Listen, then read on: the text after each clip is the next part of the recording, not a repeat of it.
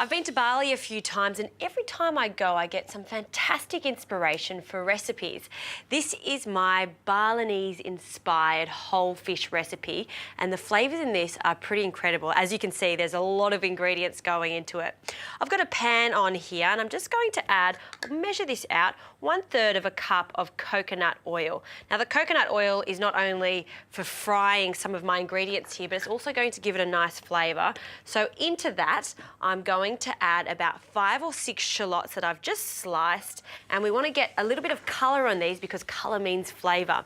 4 or 5 garlic cloves here, and I'm just going to slice them.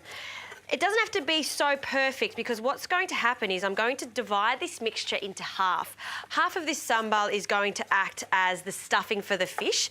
The other half of the sambal is going to be a delicious side sauce to go with it, and I'm going to be using coconut milk to finish it off. 10 curry leaves.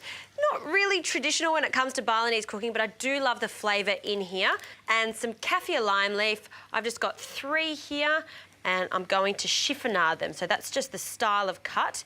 I'm not going to finely chiffonade, I'm just going to roughly do it because again, this is just for the flavouring of the marinade and the sauce. So in with that, and we need a bit of chilli. So I've got 3 long chilies here that I've just taken the seeds out of and I've just finely chopped. A few more ingredients in this, 2 big stalks of lemongrass. I'm going to take the woody top off and I'll just trim the base. And just with a heavy pestle here, I'm going to bruise the lemongrass. I'm not going to finely chop this. What I'm going to do is just crush it up and that can go in whole. Now for something a little bit smelly, fish paste. It does have a very pungent smell to it, but I think it's essential for this. The smell that you smell now is not what you get in the end result, just like anchovies. So you only need about a teaspoon of it. Okay, last ingredient, ginger, good hit of ginger, and I'm going to just slice that and add that straight to our pan. Now I'm going to take half of this mixture out. I'll just turn off the heat for a moment because we don't want any of that to burn. And we'll just leave it to the side just to cool a little bit. I don't want to be adding this to the fish when it's still really hot. So just spread it out, just like I'm doing here, and let that cool to room temperature. It won't take long at all. And in here, we can pretty much finish the sauce. So now I'll add some coconut milk. We want about 400 millilitres of coconut milk here. So a little bit more of this can. Perfect. Now I'm going to turn the heat back on and we're just going to allow this to bubble away until it thickens. So it won't take long, it'll take 5 to 10 minutes. While that's happening, let's have a look at the fish. This gorgeous snapper is around 450 to 500 grams, so this is the perfect amount. Now I'm just going to trim the tail with some kitchen scissors and also the little wings here. I'm just going to tidy it up. I'll do it also on the other side. Now that my stuffing has cooled down to room temperature, we can stuff the fish. So just in the cavity there, place the big piece of lemongrass and just bend it a little bit, along with all of this yummy stuffing. Squeeze it in there. And if you've got any left over, I'm just going to place that back into our coconut milk sauce here because we don't want to waste any of those flavours. To ensure that all of this stuffing stays in the cavity, I've got 2 skewers and I'll place one through one side of the fish straight through to the other, and then I'll use another one just to fasten underneath those little wings, and there you go, and that is perfect. You'll see that nothing falls out there. Now I've got a pan over here, a really large pan, and I'm just going to turn the heat on.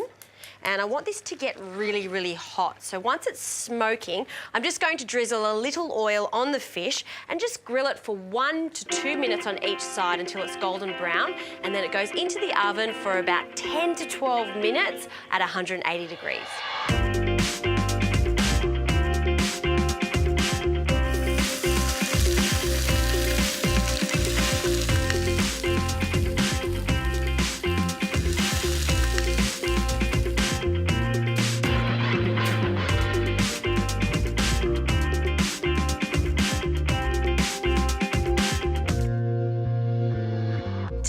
the snapper is cooked, a great indication is first of all the eye. If it's gone all white, it's cooked. And also just with a little sharp knife, just go through the thickest part, which is just behind the head here, and all the way through the bone. Just hold it there for a moment. And if it feels really hot, then you know that it's cooked. So that is absolutely perfect. I'm going to take out the toothpicks very carefully, and that's ready to be placed on the platter. Now, before I do this, I just want to get some garnish organised. So a little bit of spring onions that I'll just slice on an angle. Wonderful. Also, a little bit more chilli, again on an angle, and we'll finally slice it.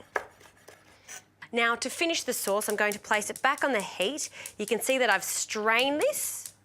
Now, we just need to correct the seasoning here. So for some saltiness, just a tablespoon of fish sauce, because we already have the shrimp paste in there. Also, a little bit of sugar and even amounts of that to fish sauce, along with 1 whole lime. So a good squeeze into that coconut sauce. Okay, to serve that, I'm going to place that in a large bowl. I'll just pour that in, and you want to serve this on the side. You can see how thick it is.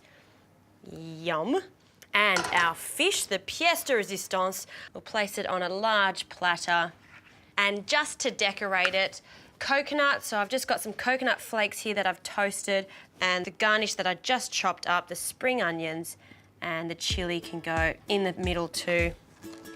This is fantastic, entertaining food. That sauce goes really well with it. And that's my interpretation of a Balinese style snapper.